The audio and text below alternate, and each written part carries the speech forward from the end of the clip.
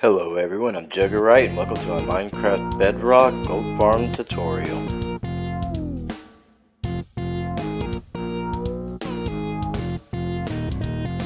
Hello everyone, today I'm going to show you how to do a gold farm tutorial just like the gold farm that we have in our Let's Play world.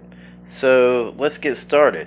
First off, you need to be at least 1,024 blocks away from any other portal in your world, and once you find the good location, then you can start building. To build this farm, you're going to need 4 stacks and a half of blocks, any kind of building blocks you want. Some of these are going to be used for scaffolding unless you have scaffolding. I'll show you a few different ways to get around that, but you're going to need 1 stair, you're going to need 1 slab, you're going to need a stack and 8 of your obsidian, and the obsidian of course is for the portal. You need 2 observers, you're going to need 5 dispensers, 3 buckets of water, 4 buckets of lava, you're going to need 1 sticky piston, 5 repeaters. You actually only need 8 redstone torches, 21 redstone dust, 1 button, optional, depending on the design, lever. The oak button, I'm going to show you several ways to do this. So you may or may not need it depending upon how you want to do it. You're going to need 8 oak trap doors, and then you're going to need hoppers and chests for your collection system. I have 1 hopper and 2 chests here, but I suggest doing an auto sorter, or at least have enough here for some bulk storage, but this will definitely get you started. Of course, you're going to need a flint and steel to light your portal, and when this is all said and done, if you don't go with the insta-kill option and you're wanting to get the experience or the looting or whatever, you will be able to kill these zombie pigmen with something as weak as a wooden sword. Even though you can't necessarily one-tap them with your fist, they will be a one-hit kill with the wooden sword if you take the second option that I'm going to show you how to do. So let's get right into building this thing. Once you have your location picked out, if you want the zombie pigmen to fall to their death, you are going to go up 24 blocks right here with whatever design blocks you're using, and then 1 obsidian. And then on each side of this block of obsidian, you're actually going to go out 9 on each side. So the reason being is on that 9th block, that's where the wall is going to go up for the side of the portal, and this gives you the perfect measurements for a water stream coming from both ways to flush the zombie pigmen down into your kill chamber. Once you have that, you're going to go up 18 more because it's a 19 by 19 portal, and we already had 1 block, so we'll tower all the way up the other 18. And once you get up here, you can easily get down. If you don't have scaffolding that you're using or anything, you can easily get down by pouring some water and just riding it down. And if you wait just a little bit longer, you won't hit quite so hard. Go over to the other side, repeat the process, 18 more up. Once you have the 2 sides of your nether portal up, you can connect them just like this across the top all the way to the other end. You can now use your water bucket to come down to the inside of your portal. You're going to need to be here on the inside of this frame for the next part. Now you need to set up your dispenser. You can do that by placing a couple blocks here just like this, and behind the dispenser is where a repeater will be. So we're going to throw another slab back there, and of course there will be a 3rd one back there eventually for the redstone, if this is where the dispenser stays. Put you a bucket of water in there. Now you can place your button on top of the dispenser, and you have to crouch to place it. And then you can use your flint and steel to light the portal and see which side the zombie pigments spawn on. Now press the button to put your portal out, and again to suck up the water back into the dispenser. Now relight the portal to see if you can get a zombie pigment to spawn. As you guys can see, we got one to spawn over there and he fell off the other side. So you can click the button to put your portal out, click it again for the dispenser to suck the water back up, and you can remove your button. You have to do nothing else with this dispenser because it's in the right spot since the zombie pigment spawned on the other side. Now in order to get done, you can take one of your remaining buckets of water and you can do just like this and ride it all the way to the ground safely. Now on the side of your wall where your zombie pigment spawned, you can set up your collection system one block below the wall that you build up, just like this. Now if we are going to build this side up, and we're going to go 1 block lower than the previous block. So as you can see, there's 1 block difference there, and we're going to take this all the way to the end of the portal frame, and we're going to connect it right there to that block. That's in the wrong spot. I need 1 more block there and there. Now you can fill this in through here and put a 2 block high wall on this other side behind you. You can crouch and reach out just like this, and you can reach the blocks just like that. You can come back into safety and you can then build this wall up just like this.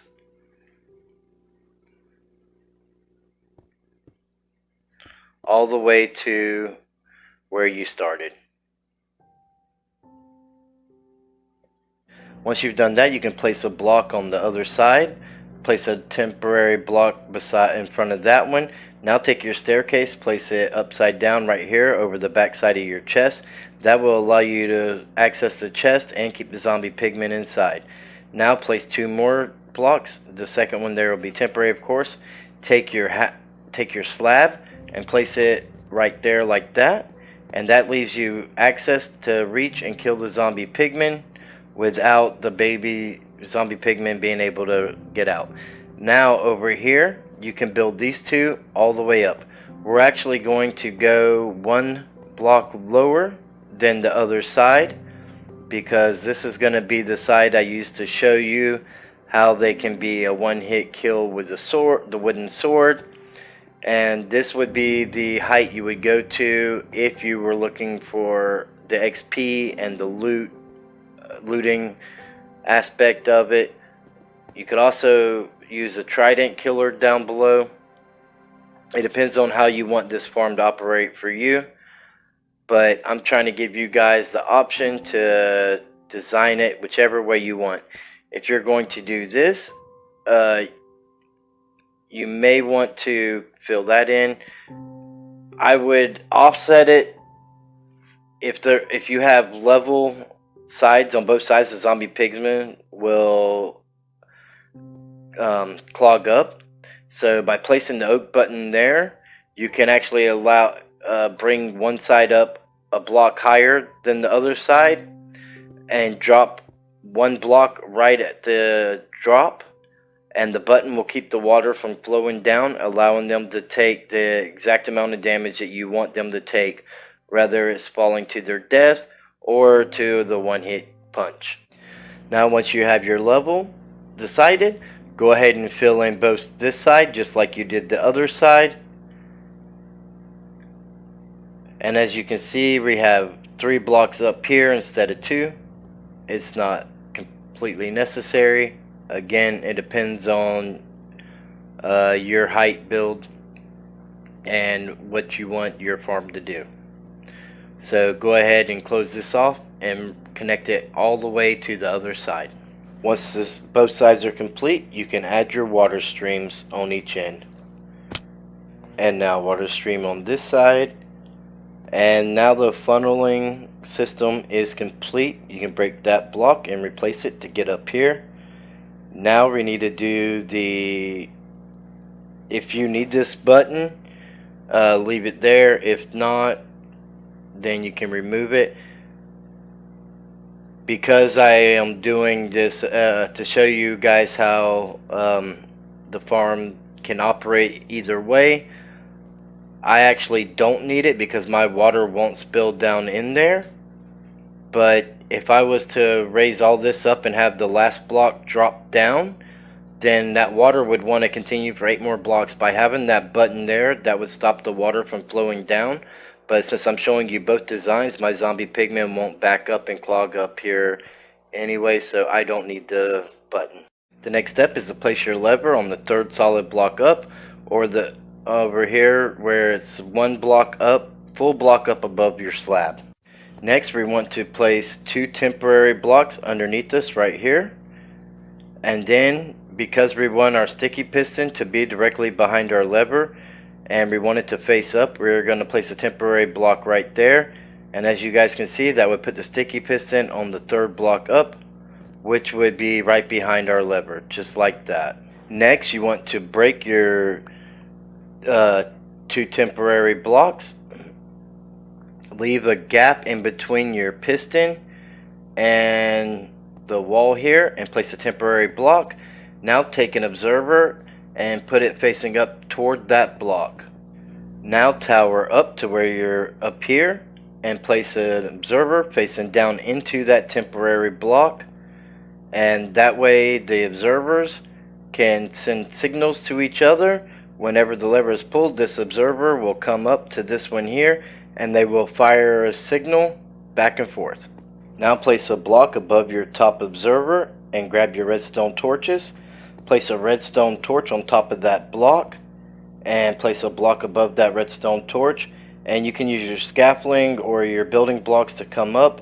Redstone torch on top of that block, another block, and you'll do this all the way up until you've used all 8 of your redstone torches.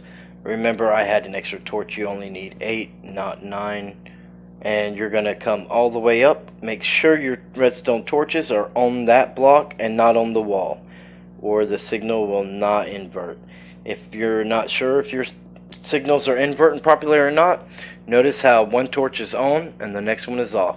And that is because the signal is getting inverted from the redstone torch underneath the block below the redstone torch that you are laying at any given time. So we have one more redstone torch and it will go right here. And as you can see, we have just enough room for us to walk under here. Now we need to come out 3 blocks past this redstone torch. As you can see, once you place your first block, it'll line up with the dispenser for your water bucket. And then you're going to need to come out another block for your repeater, and then another block for your redstone wiring. So we'll come out 3 blocks. And if you go ahead and lay your redstone wire, instead of having to lay 2 blocks here, you can place this block off of your redstone wire and it'll stair step as you go. And you can do redstone dust, your block, redstone dust, and your block, and redstone dust, all the way up to the level you need to go. And as you can see, I didn't have to put a block underneath to like you normally would, because I'm technically laying off the level of the redstone block. Now that we're up at the right level, we can connect all this together, run the rest of our redstone dust, and a repeater right behind the dispenser. Redstone dust here. Now place a block on the level you're standing on, and then come 4 inside the portal. 1, 2, 3, 4. Now take your trap doors. You can use any trap doors you like. I have oak, but they can be any kind you like. Trap door, trap door, trap door, trap door. And then you can jump up here, and then you can lay the next layer of blocks. The layer of blocks behind here is where your lava is going to sit, and the trapdoors are going to keep it in place off of the portal. Now you can lay another row of blocks back here. This is where your dispensers will be with your buckets of lava, and a block there to hold the lava in the side. You can get rid of your temporary blocks and place your other block on the other side. Now before we put down our dispensers, we're going to do another row of blocks back behind that That is where our repeaters are going to go to connect to the dispensers. And then you're going to have one more row back here, and that is where your redstone wire will be. So now you can place your 4 dispensers here, just like this. And you should have 4 oak trapdoors left. Place a temporary block there. Place the oak trapdoor there, oak trapdoor there, your trapdoor there, and another trapdoor there. We can open these all up. Now we can flip up these trapdoors and get rid of the rest of these temporary blocks if you haven't already. Just like that. Now take your lava buckets. You should have 4 of them. And you should have 2 empty buckets from your water. You can use your empty buckets in the dispensers here. So we're going to do an empty bucket in the first dispenser, a lava bucket in the second dispenser, a lava bucket in this dispenser, and empty bucket and a lava bucket in this dispenser. As you want your lava buckets to be spread out. Now we are going to get rid of that temporary block. Open up the trap doors in front of your your dispensers with your empty buckets, and place your lava bucket down inside the pit here, and then you can close that trap door. That one has the lava inside the dispenser, and then you can put your other lava bucket there and close that trap door and that trap door. Now we just need to set up the wiring. So you should have 4 repeaters that you can run right back here. 1, 2, 3, 4. Now you just need to connect your redstone wiring to your redstone wiring over here. So you should be able to hop over here, hop down here, and come up off of this one more because it goes one farther back. And then you can lay your redstone, and you can stair step up over this way, exactly like we did to the dispenser over for the water, until you get to the appropriate level. Now that we're at the appropriate level, we can fill that in, take our last 7 redstone dust, and the farm is complete, ready for use. Now turn on your lever and step back, and you should see your portal begin flickering. At first it may be a little slow, but then it'll speed up, and that's because the observers are flashing back and forth and sending redstone signals straight up the torch. All the zombie pigmen coming from the left side of the portal are going to die upon impact. That's the first level we went to. So if you just want to be able to AFK here, that's the option that I would go with, or set up a trident killer or something of that nature. These other zombie pigmen coming from the right side off of that level, you can't one hit them with a punch, but you can definitely one hit them with a wooden sword, which means no matter what, you'll be able to get gold from this farm. And I suggest you use a looting 3 sword to get the maximum amount of drops. As you can see here, this is what I've gotten in a minute and a half, and that was without a looting 3 sword. This farm is very efficient and can get you all the gold you need in your world. Again, I suggest setting up an auto sorter and possibly even some blast furnaces to smelt down the swords and recycle them into the auto sorter to be stored with the regular nuggets. I hope you enjoyed learning how I made the gold farm in my Let's Play world, where we build everything together, and it's all technically our world. And if you enjoyed this tutorial, please give the video a thumbs up and subscribe. Ring the bell so you don't miss out on future episodes. And if you haven't already checked out my Let's Play series, I suggest you do so, or you're missing out on a lot of fun. And I will see each and every one of you in the next video.